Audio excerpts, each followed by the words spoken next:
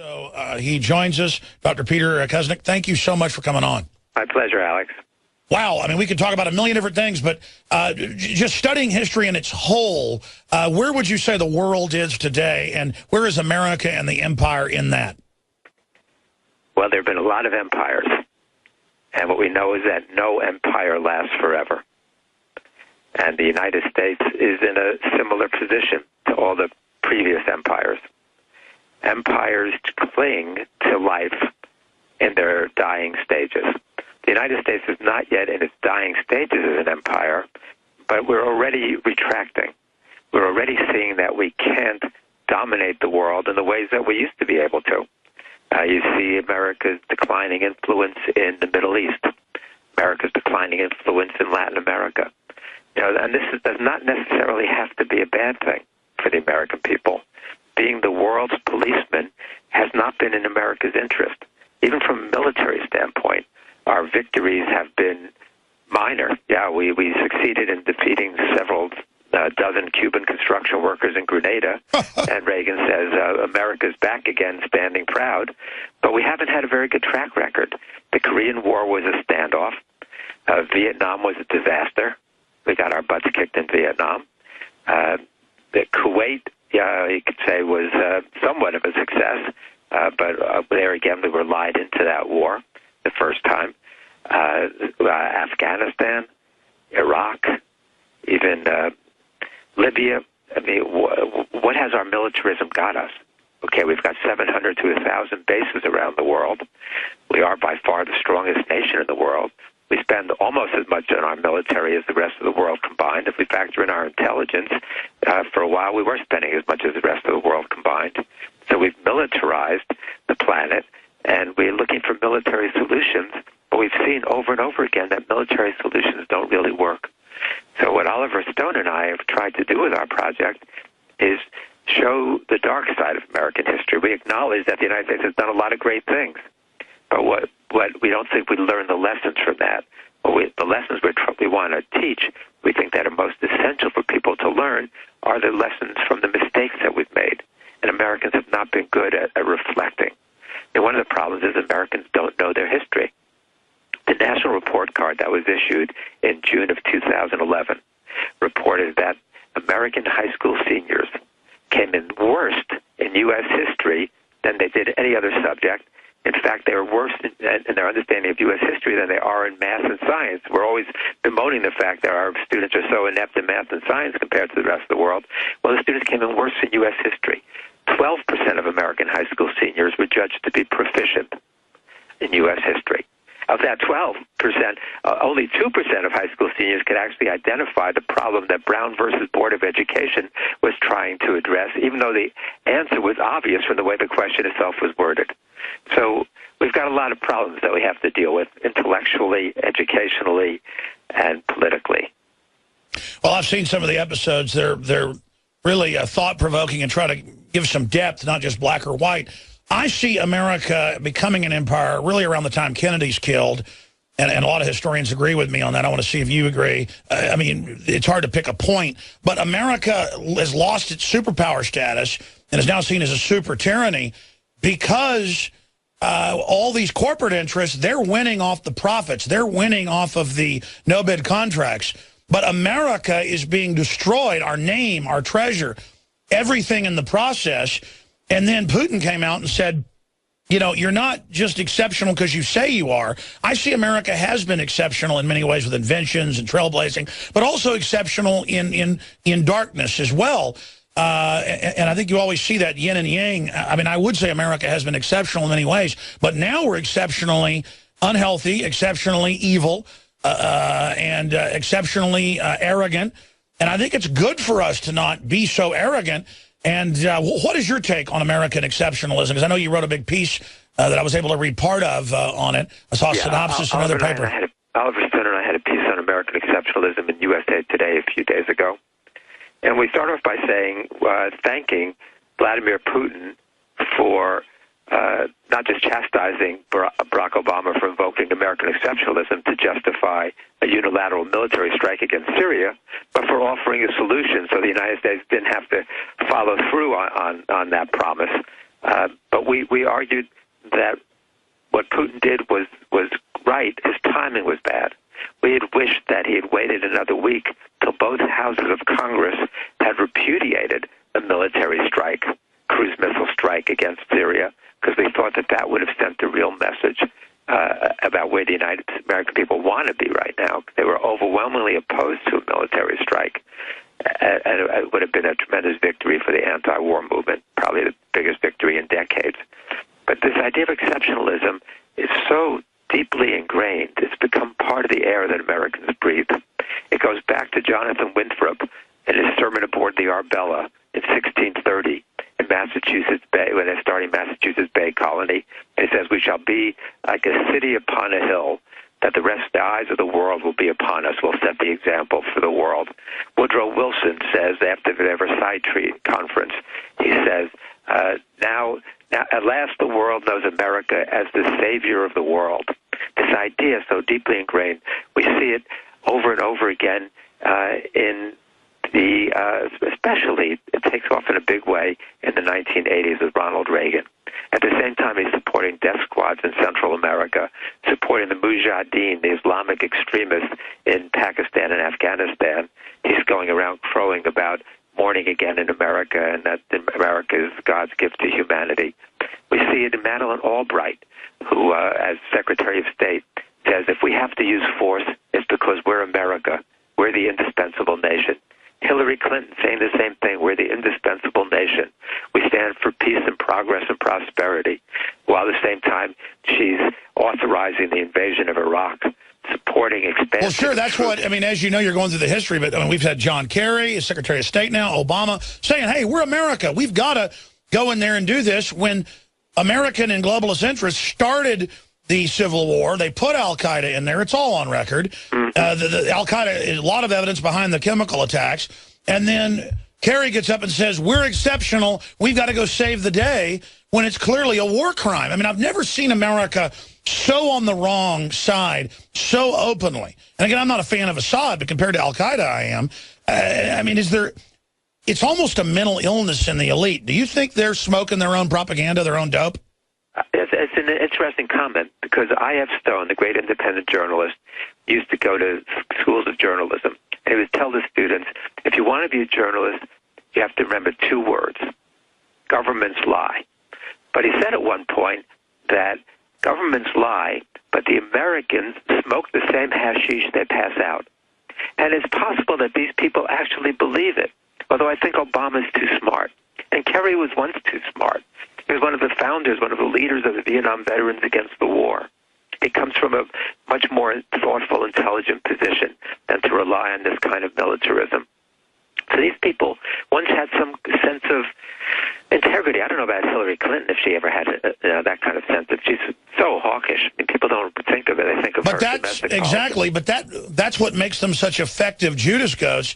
And Obama, I've heard it said that he's not a lesser of two evils. He's a more effective of evils. Imagine if George W. Bush was still in office, got a magical third, fourth term.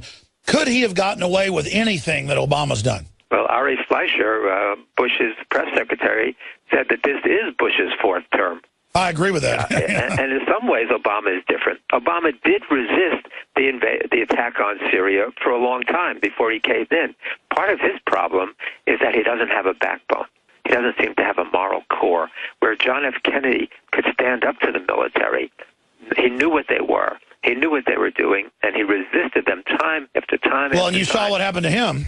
Well, that's part of the message, maybe. You know, we don't know why Obama has turned into the opposite of what people hoped he was going to be in so many ways, in terms of his domestic policy, his surveillance, his overall militarism. I mean, this is not the guy who deserved the Nobel Peace Prize, of course. This is the Obama who was lectured by Malala, that 16-year-old Pakistani girl who was shot in the head by the Taliban.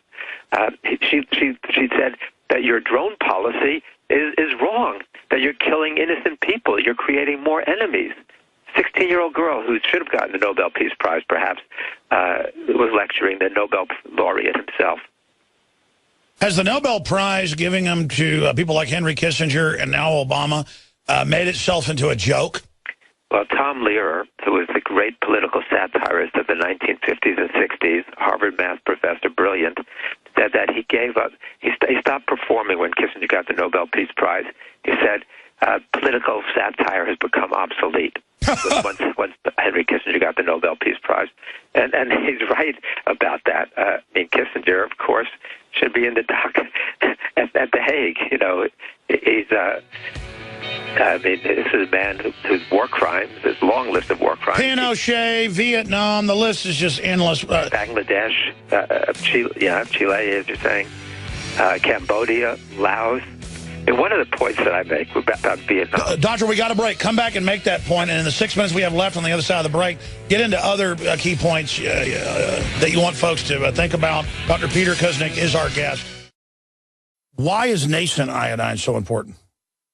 Nascent iodine is so important because it goes directly to the thyroid. It's not bonded to a salt, which means it doesn't have to be broken down, and it's the most usable form. It's what the body uses. It's what the body is designed to use. If you have low energy levels, if you have pains, if you have thyroid problems, if you don't feel up to par, well, they've proven now that the fluoride and a lack of iodine causes a decreased IQ because you have all this stuff that builds up inside your system and builds up and builds up. And that's why some people, when they start taking iodine, will have what's called a Herxheimer reaction or a detoxification reaction. But that's a good sign. That means you're detoxifying all that fluoride buildup, the mercury buildup in there, the bromine buildup in your system, and the chlorine buildup in your system. You don't want those things. All of those things have been proven as carcinogens. That's one of the reasons prostate cancer is on the rise, too, is because prostate takes up iodine, and the men that are lacking iodine causes the prostate to become cystic and causes the prostate to swell and eventually leads to prostate cancer. There's been an extreme rise in polycystic ovarian disease, PCOS, with women, fibrocystic breast disease, because iodine is stored in the breast tissue, the ovaries, the prostate glands in men. It's utilized by every single cell in the body. Why does this almost taste good compared to other iodine that tastes horrible? That's because it's real iodine atomic form. We wanted something that's going to go straight into the bloodstream and straight into the thyroid gland. We wanted to put it in a vegetable glycerin base. That's a USP kosher certified vegetable glycerin base. And that product is not tested on animals. It's vegan friendly. It's gluten free. It's GMO free. Of all the things I've done, nascent iodine was just absolutely amazing. So we developed with Dr. Group a double strength, low price. InfoWarsLife.com, Survival Shield, the atomic nascent iodine, available right now. We've got Dr. Peter Kuznick on with us. I'm not going to go over his amazing bio and all the books and work he's done and the films he's made with Oliver Stone. We've only got about 6 minutes left. But you can get, by the way, I should add, the box set of Oliver Stone's Untold History of the United States. These two collaborated on that in the filmmaking, and it's based on the book by the doctor who joins us right now. So, Peter, in closing, finishing up with Vietnam, then I want to ask you about the death of empires at the end. Finish up your Vietnam point. Yeah, it was very disconcerting to read recently. A recent Gallup poll found that 51% of Americans between the ages of 18 and 29 think that the Vietnam War was not a mistake. The older people think it was a terrible mistake, but the young kids are not even learning about Vietnam anymore, and they think it wasn't a mistake, 51%. Martin Luther King said that if America's soul becomes totally poisoned, part of the autopsy must read Vietnam. I think a big part of it must read Vietnam. And Obama has announced recently a 13-year commemoration of the Vietnam War, honoring the Americans who, he says, fought heroically to protect the ideals we hold dear as Americans. Well, if you look at Vietnam, you wonder, what ideals is he talking about? Robert McNamara, Secretary of Defense, who was the architect of that war, told my students right before his death that he believes that 3.8 million Vietnamese died in the war. When I asked students how many Americans died in the war, some of them know the 58,000 number. When I asked them how many Vietnamese died in the war, I just did it a couple weeks ago with honor students, and the guesses ranged from 300,000 to 1.3 million. Well, 3.8 million, according to McNamara. And then I asked them how many Jews died in the Holocaust. Every hand goes up. They all know the 6 million figure. I think that says something about American education. How would we feel if German kids today thought that 500,000 to 1 million Jews died in the Holocaust? We'd be horrified at the education system in Germany. But the German kids know the truth. The Americans have no idea about the atrocities, the outrages committed by their own government. What I'd like to point out is that the Vietnam Wall now, the Vietnam Memorial Wall, has the name of 58,272 Americans who died in the war. The message of that wall is that the tragedy of Vietnam is that 58,000 Americans died. That is a tragedy. But if that wall contained the names not only of the Americans, but also the Vietnamese, the Cambodians, the Laotians, the Brits, everybody who died in that war, it would be over 4 miles long.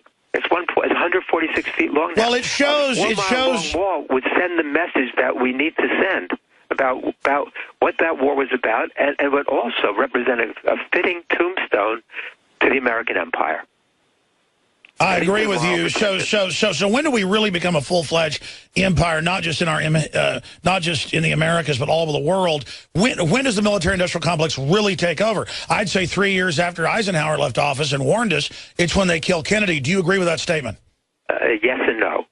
We trace it back to 1898, to the Spanish-American War. Sure. When the United States starts to become a global empire, when the United States becomes a counter-revolutionary force in the Philippines. We, before that, supported reform and revolution. Then we go in there, we overthrow the Aguinaldo government, we overthrow the popular forces, Sure. We impose a dictatorship, we set up a colony there, and then we begin to intervene over and over. Sure, Doc, we're almost out of time. I would agree with you. I think it is William McKinley's Navy in 1898, and the stage, clearly staged, certainly used. You supply the pictures, I'll supply the war, and then you've got another stage deal with the Gulf of Tonkin, 1964. We've only got about bombings in Hiroshima and Nagasaki, then the start of the Cold War with Truman. Truman wasn't in office for 10 days before he reversed Roosevelt's policies toward the Soviet Union. Less than 10 days. Amazing, just to keep the war machine going. In closing, the American empire, is there a way to extricate out of it without going through the evil degeneration cycle where they always become so authoritarian at home? Well, it's becoming authoritarian. Look at what's happening with the surveillance state that we see now. It's not easy to roll back power. It's not easy to roll back empires. But the United States still is in a position where it can learn and begin to reach out. On Syria, we said, for example, if you want to bring in the Russians to get them to cooperate on Syria, roll back on the missile defense that they hate, roll back on the weaponization of space that they hate, roll back on the expansion of NATO to their doorstep. If you want to bring China in to collaborate with us, to cooperate with us, let's pull back this Asia pivot that Obama and Clinton have announced, where we're militarizing the Pacific in the same way to contain China like we tried to contain Russia. That could be a way to have peace and not have World War III. Dr. Peter Kuznick, thank you so much. Thank you, Alex. For your time. All right, we'll talk to you again soon. Thank you. Now you can watch Alex Jones live at Infowars.com/show. You'll find links to all of our content there and a free 15-day trial for Prison Planet TV.